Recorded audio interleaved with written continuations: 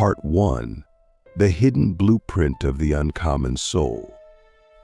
Imagine waking up one day and realizing without warning that you are fundamentally different from those around you. Not better, not worse, just different in a way that doesn't have a manual. You notice things others don't.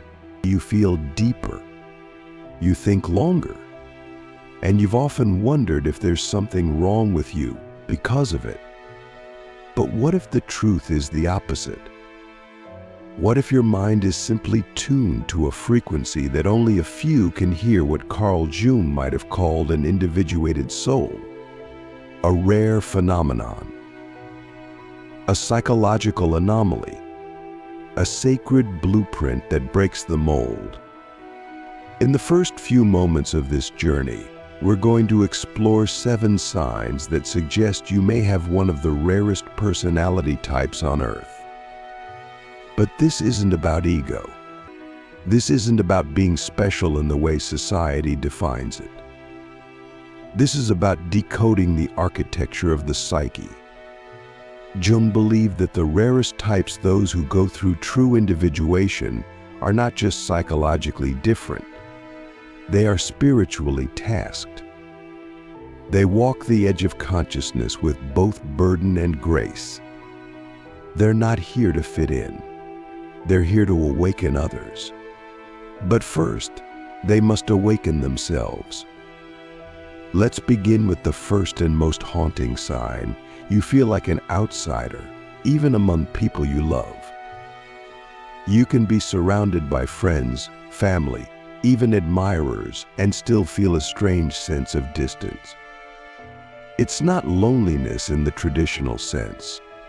It's existential. It's as if your soul is orbiting a different star. And you've tried to explain it, haven't you? You've tried to describe the way you see the world, the way you feel the undercurrents, but the words never seem to land. Jung spoke of this when he said, "The privilege of a lifetime is to become who you truly are." But what he didn't say is that this privilege often begins as a curse. Because when you are rare, you are misunderstood. This feeling of disconnection is not a flaw, it's a signal. A sign that your perception pierces through layers others don't even know exist. You don't just see people, you see through them. You notice micro-expressions, shifts in tone, unspoken pain. You hear what isn't said. You read meaning behind silence. This is the second sign. You possess a form of intuitive intelligence that can't be taught. Carl Jung called this type introverted intuitive, a function so rare it appears in less than 1% of the population. These individuals are visionaries, mystics, pattern seers. But they often suffer because the world does not reward insight. It rewards conformity. Click subscribe to this channel to get more profound insights. Now ask yourself, have you ever known something without knowing how you knew it? Have you felt the truth of a situation weeks before it unfolded? That's not imagination. That's intuition, a language of the unconscious. And if you've learned to trust it, even when others doubted you, you're already further along this rare path than most. But intuition is a burden when it's not honored. It isolates you. It makes you question your sanity. It makes you feel like a ghost in the land of the living. But you're not a ghost, you're a mirror to the collective unconscious that most people are terrified to look into. The third sign is perhaps the most paradoxical. You crave solitude intensely, yet carry a deep longing for connection. You need silence like others need air. Crowds exhaust you. Small talk wounds you. But at the same time, you yearn for a connection that feels divine, cosmic, something beyond the superficial. You want to be seen, not just looked at. You want to merge minds, not just exchange words. And because this kind of connection is so rare, you often settle for being alone. Not because you want to, but because the alternative feels like starvation of the soul. This tension between isolation and intimacy is a crucible. It forces you to meet yourself, to become your own sanctuary. And in doing so, you begin the process Jung called individuation, the integration of the self. You stop chasing validation. You stop molding yourself to be palatable. You begin to say no. You begin to walk away. Not out of bitterness, but out of clarity, out of peace. Out of the sacred knowing that solitude is sometimes the only place where truth can be heard. Let us now speak of the fourth sign. You are deeply philosophical, even if you don't call it that. You question everything, not just politics or culture, but reality itself. You wonder what consciousness is. You contemplate death, time, the nature of the soul. You don't just want to live, you want to understand life. You want to touch the source. And often, this leaves you feeling disconnected from mainstream conversations. While others talk about trends, gossip, or status, your mind drifts to eternity, into meaning, to the invisible threads that hold existence together. Socrates once said, "The unexamined life is not worth living." But rarely do people mention that the examined life is often painful. Because when you see too much, you feel too much. And when you feel too much, the world can become overwhelming. This is why many rare individuals retreat not out of weakness, but out of preservation. They are not escapists. They are protectors of inner sanctuaries. They are philosophers in disguise. And in a world obsessed with answers, they are still brave enough to live inside the questions. Here's a deep question for you. What if your need to understand the world is actually a call to understand yourself? This brings us to the fifth sign. You are drawn to the mystical, the symbolic, the archetypal. While others see events, you see patterns. While others see coincidence, you see synchronicity. You feel that life is not random, it is orchestrated. Not in a rigid, deterministic sense, but in a poetic, mythic way.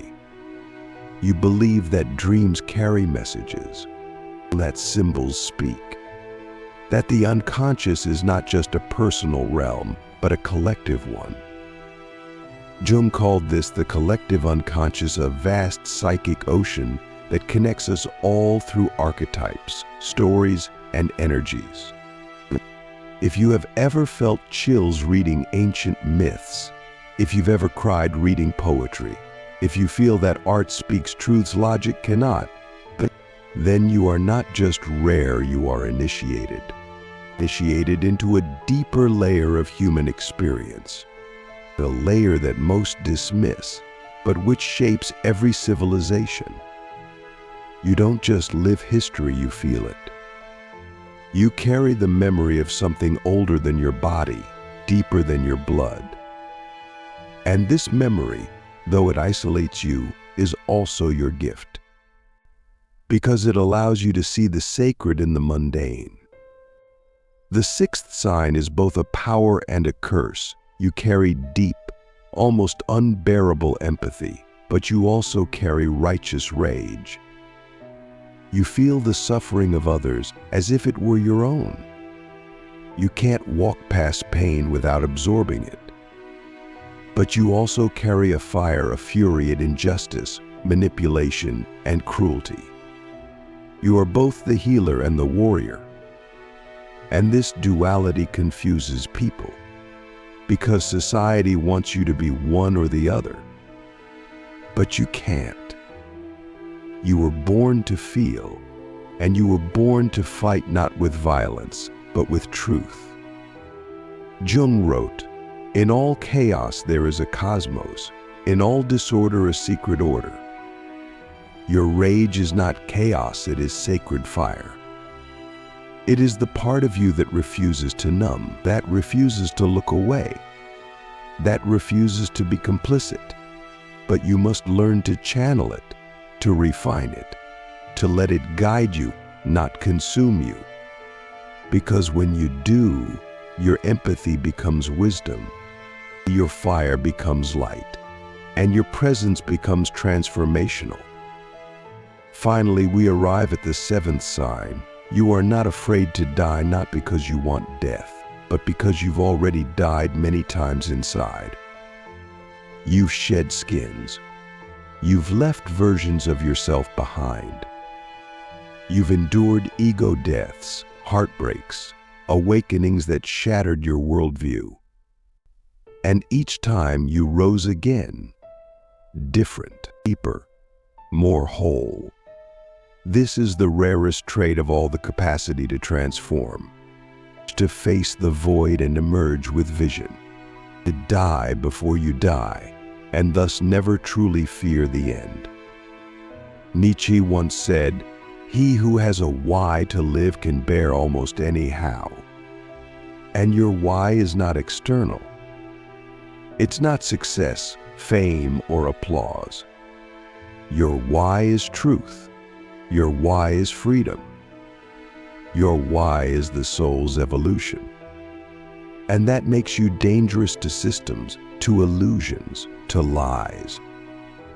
But it also makes you beautiful, because in a world of masks, you dare to be real.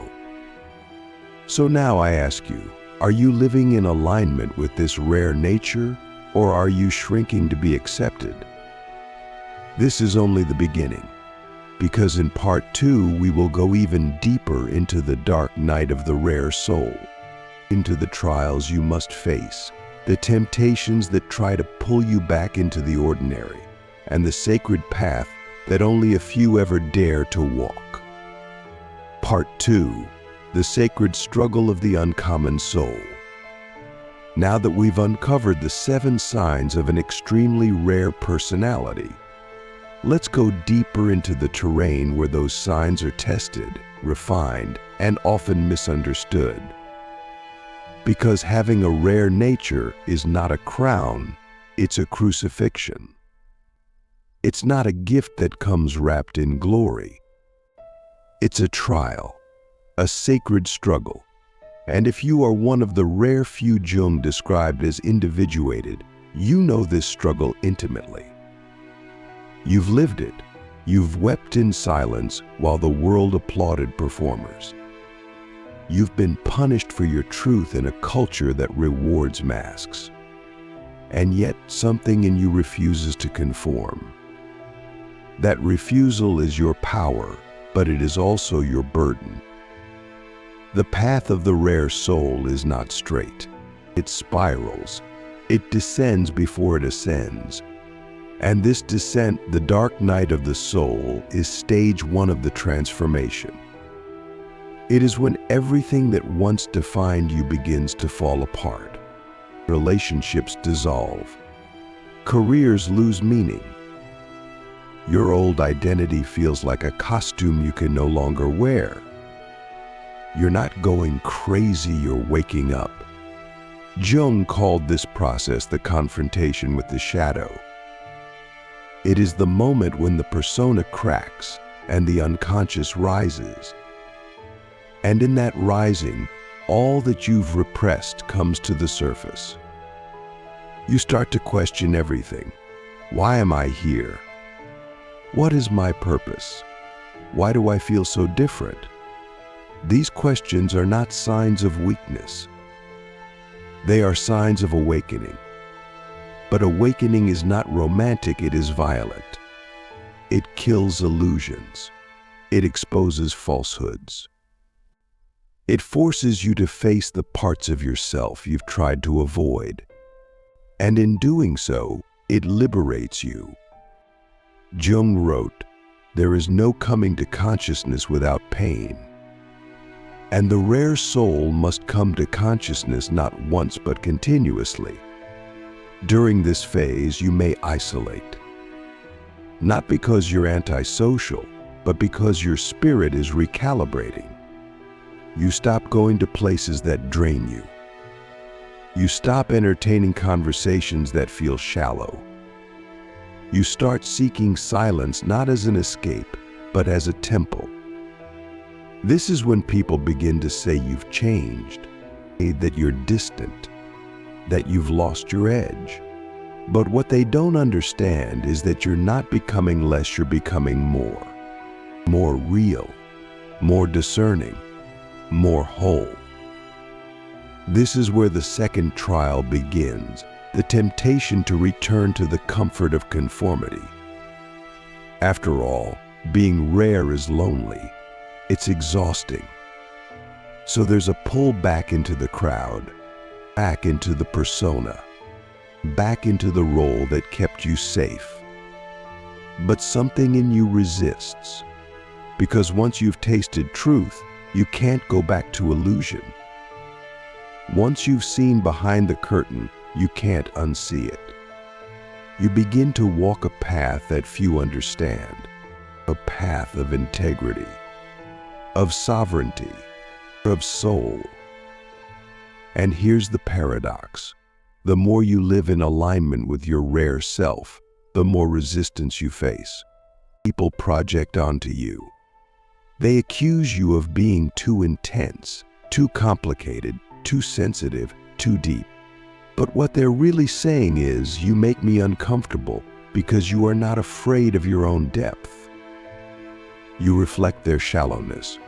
You expose their avoidance. And that is why the rare soul is often rejected not for their flaws, but for their authenticity.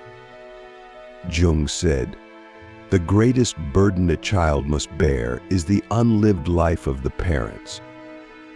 And many rare individuals carry not only their own pain, but the generational pain of their families. You may have been the black sheep not because you were broken, but because you refused to carry the unconscious patterns forward. You were the one who questioned, who rebelled, who broke the silence. That rebellion wasn't defiance, it was destiny. The rare soul is often the healer of the ancestral line. But healing others means you must first heal yourself. Now ask yourself, are you still carrying pain that does not belong to you? The third trial is perhaps the most invisible, the battle with self-doubt. Because being rare often means being unseen, unmet, unmirrored. And when no one reflects your truth back to you, you begin to question it. You wonder if you're too much, if you're delusional, if maybe, just maybe, the crowd is right and you are the problem. But this is where the inner work begins. You must become your own mirror. You must validate your own vision. You must become the parent you never had, the teacher you never found, the partner you always longed for. Let us speak now of creativity. The rare soul is almost always creative, not in the narrow sense of art or music, but in the deeper sense of vision. You see possibilities others don't. You connect dots others miss. You question the rules and imagine new ones. This creativity is not optional, it's your lifeblood. But it must be protected, because when rare people suppress their creativity, they become depressed, anxious, numb. You were not meant to live a scripted life. You were meant to create life, to shape it, to alchemize it. This is the phase where the rare soul begins to build inner architecture, rituals, boundaries, sacred routines. You take your inner world seriously. You journal, meditate, walk, reflect.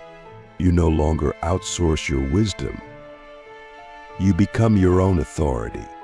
And in doing so, you begin to feel something new, peace. Not the fleeting peace that comes from agreement, but the deep peace that comes from alignment. You are no longer performing. You are no longer pretending. You are no longer apologizing for existing.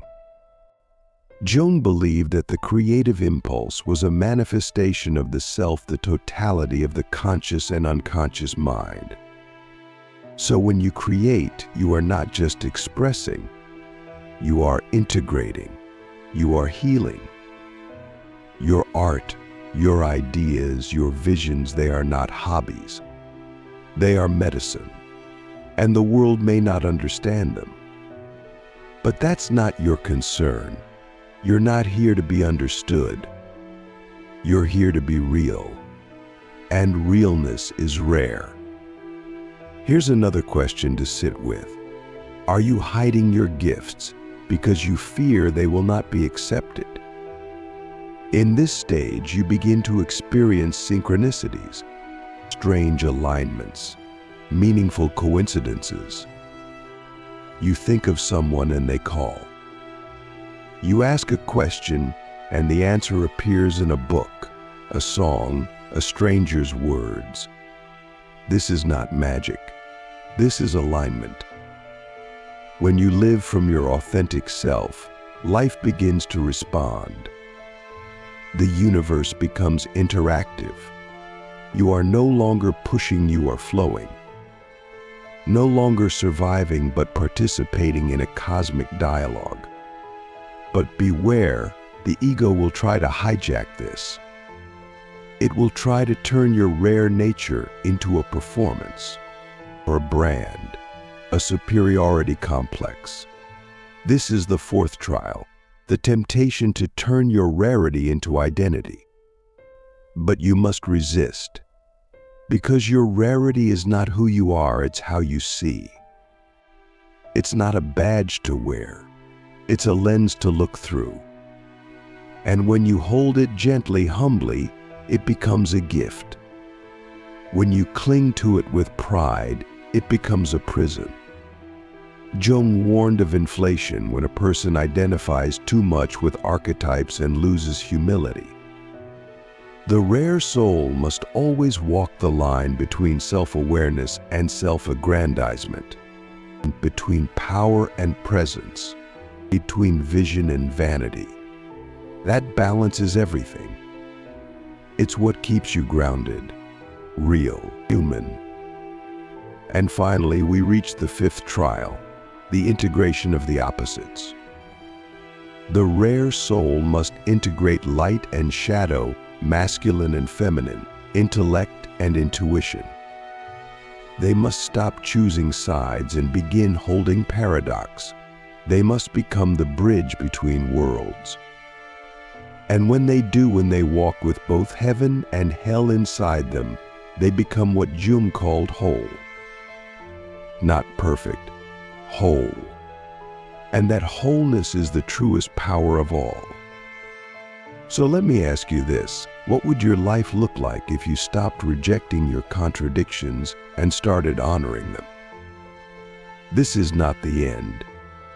In part 3, we will complete the journey. We will explore what happens when the rare soul becomes fully activated, what kind of impact they have on the world, the enemies they face, the legacies they leave, and why the rarest personalities are not just anomalies but archetypes destined to shape the future. Part 3. The Awakening of the Inner Architect. Now we arrive at the final arc of this psychological and spiritual journey, the activation of the rare personality, the moment when your inner architecture becomes externalized, embodied, and fully lived. If you've walked through the dark night of the soul, confronted the shadow, resisted the temptation to conform, and begun the sacred integration of your contradictions, then you are no longer merely seeking meaning, you are becoming it. You are no longer asking for permission to exist. You are claiming your rightful place in a world that was not built to hold your depth. This is not arrogance, nor is it superiority. It is sovereignty born from suffering. Many people live their lives seeking validation from systems designed to ignore their uniqueness. But the rare individual reaches a point where they can no longer betray their essence just to belong. They begin to understand that their difference is not a defect, but a directive. Carl Jung taught that individuation is not about perfection, but about wholeness, the unification of all opposing forces within the psyche. Wholeness is rare, not because it is unattainable, but because it requires the courage to descend into the depths of the unconscious and gather the fragmented aspects of the self. It means facing the parts of yourself that were shamed, hidden, or rejected and loving them back into integration. When you reach this point, you stop trying to amputate pieces of your identity to be accepted and instead begin to expand into the full spectrum of who you are. You recognize that your contradictions are not weaknesses, but portals into deeper wisdom, and that complexity is not a burden to be managed, it is a brilliance to be embodied. In this final phase, your energy begins to change the very fabric of the spaces you occupy. Without speaking a word, your presence commands attention. You are not louder, but you are clearer. You are not trying to impress anyone, but people feel drawn to your groundedness. This is the natural consequence of alignment. When your thoughts, emotions, values, and actions are in harmony, you become a tuning fork for others. People sense that you are not operating from a script, but from something deeply lived and felt. In a world of constant noise and artificiality, your authenticity becomes magnetic, not because you are trying to attract anyone, but because truth naturally resonates with those who are ready to hear it. At this stage, the rare individual begins to embody archetypes, not in a mythological or symbolic sense alone, but as living embodiments of universal human energies. You might become the healer, not because you have a certificate or title, but because your presence naturally soothes and awakens. You might become the seer, not because you predict the future, but because your intuition and insight cut through illusions. You might become the warrior, not through aggression, but through your unshakable boundaries and moral clarity. People begin to project onto you. Some will admire you, others may resent you, and some will try to control or mimic you. This is inevitable, and you must learn to hold your center amidst these projections. You cannot control what others see in you, but you can remain faithful to what you know to be true within yourself. One of the greatest tests at this stage is whether you can hold your power without needing to prove it. Can you walk into a room and allow your silence to speak volumes? Can you be right and still choose peace? Can you feel the pull of the ego and still choose the path of the soul? These are not abstract questions. They are the daily disciplines of someone who has truly integrated their rare nature. Many people develop insight, but few develop restraint. Many feel deeply, but few learn how to channel those feelings into constructive action. The rarest individuals are not just those who feel more, they are those who have learned how to use those feelings in service of something greater than themselves. This is also when your life begins to take on a new rhythm. You stop rushing, chasing, or striving for things that once impressed you but now feel hollow. You begin to live in accordance with your values, even if it means rejecting opportunities that once seemed desirable. You become more discerning with your time, your words, your energy. You no longer see productivity as a measure of your worth. Instead, you begin to prioritize alignment, choosing what nourishes your soul over what feeds your ego. This shift may confuse those who once admired your ambition, but you are no longer living for applause. You are living for depth, for integrity, for peace. Let's now explore the concept of legacy. Rare individuals often contemplate legacy, not in the shallow sense of fame or recognition, but in the existential sense of impact and meaning. You begin to wonder, did I live authentically? Did I love well? Did I create something that outlives my physical body? And here's the truth: your greatest impact may never be seen. It may be the way you held someone during their breakdown, the way you listened without judgment, the way your presence made someone feel seen for the first time in their life. These moments don't earn awards, but they shift consciousness. They ripple out across time in ways you will never fully grasp. That is the true legacy of a rare soul, not in what you do, but in who you become. At this level of consciousness, you begin to see the world less as a battlefield and more as a canvas. You no longer fight for space, you create it. You no longer wait for doors to open, you build your own. And most importantly, you stop asking for permission to be who you are.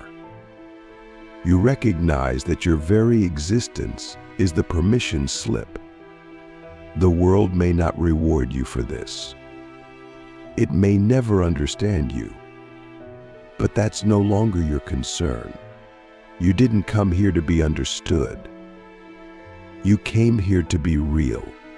And in that realness, you give others the courage to do the same. But make no mistake, the world will still try to pull you back. Old patterns will resurface. Familiar chaos will knock at your door. People from your past may try to resurrect the version of you that once made them comfortable.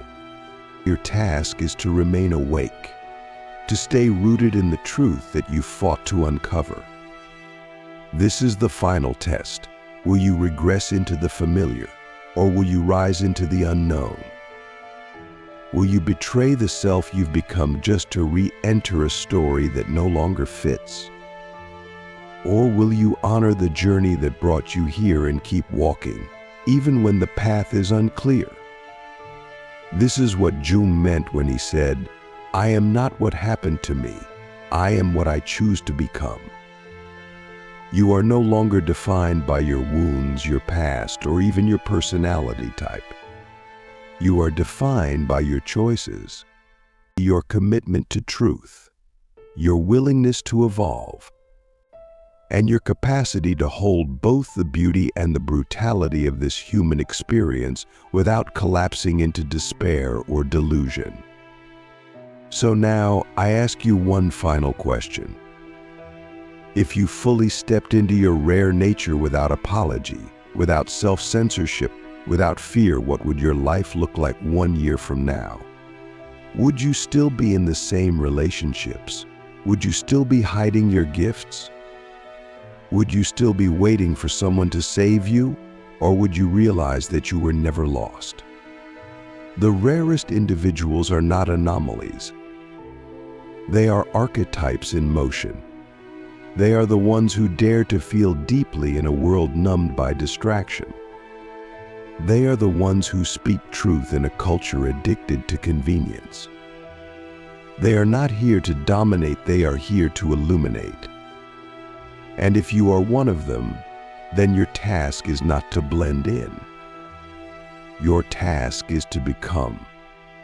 To live not in reaction, but in revelation. To turn your pain into poetry, your silence into wisdom, your solitude into sanctuary. This is not just a video. This is a mirror. And if you've recognized even a flicker of yourself in these words, then it's time. Time to live like the rare being you were born to be. Not tomorrow. Not when it's safe. But now.